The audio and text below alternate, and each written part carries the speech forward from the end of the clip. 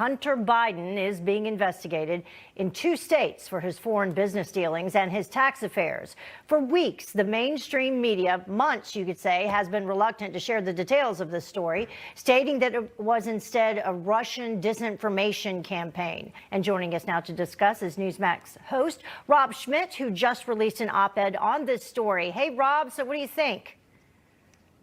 Yeah, I just think it's incredible to watch how this has all come together. I mean, obviously, I got the op-ed up. I couldn't believe it when I saw this story pop up about, just validating everything that I think a lot of people knew. Everybody knew there was a lot of dirt there. There was a lot of smoke there. It seemed like it was a legitimate story, but the media went out of its way to take a story that had all the markings of something that was going to be big, of something that was legitimate. You had this laptop, which had pictures of Hunter Biden on it, and had a lot of other information.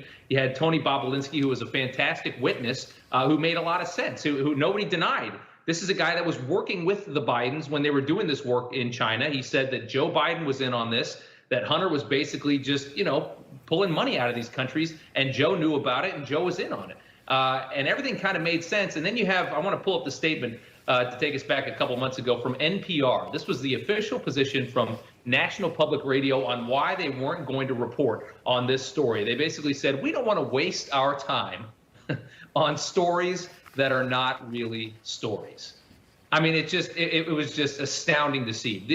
The entirety of the mainstream media, this was their position on this thing, not because it wasn't a real story, but because they didn't want it to be a real story. Aren't we finding out also that the Attorney General was aware of what's going on ahead of time? It could have affected votes, right? It could have affected votes. We don't have an explanation for why Bill Barr didn't say anything or why this never came out. It kind of takes you back to 2016, though, and James Comey with the decision about Hillary and that investigation. And maybe they just said, you know what, I don't want to get in the middle of something like this, or I have no idea. Maybe they hadn't looked at it thoroughly enough to determine whether or not Joe Biden could be implicated in it.